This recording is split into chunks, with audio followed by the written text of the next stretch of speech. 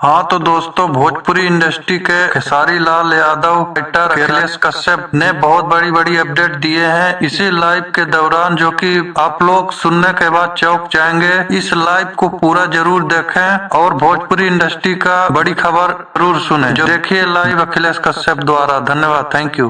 आप सबके बीच में एगो गाना हमने क्या हारमोनिया गर्दा खोदनी जा आप लोग दूर कबर गिल भैया। हमारा भाई है अनुज, हंस रहा है। क्यों हंस रहा है अनुज? ये हमारे गोलू जी है, उधर हैप्पी है, हमारा मनीष, दीपक है।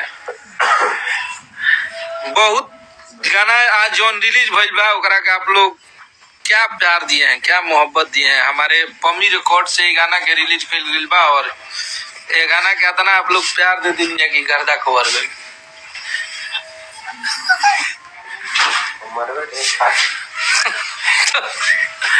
कुछ खुश खबरी सुनावा भैया अपना भाई सब खाती।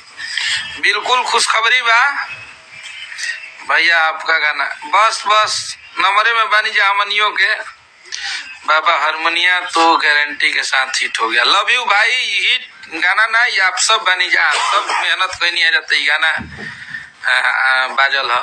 और हमारे गुरुदेव का लिखा हुआ गाना है कृष्णा भैया का और पम्मी रिकॉर्ड से रिलीज हुआ। आर्या भाई का म्यूजिक है और इसमें हिट मशीन ने क्या गाया है। इसमें हिट मशीन हमारी बहुत अच्छी गायिका जिसको हम लोग बहुत मानते हैं, कुर्सी कक्कर गाई है, गारंटी हिट है। Thank you so much. आइए आप लोग को गाना सुनाते हैं। बजाओ भाई गाना, बहुत निमन लगा था पर्सनली हमारा और आप सबके भी।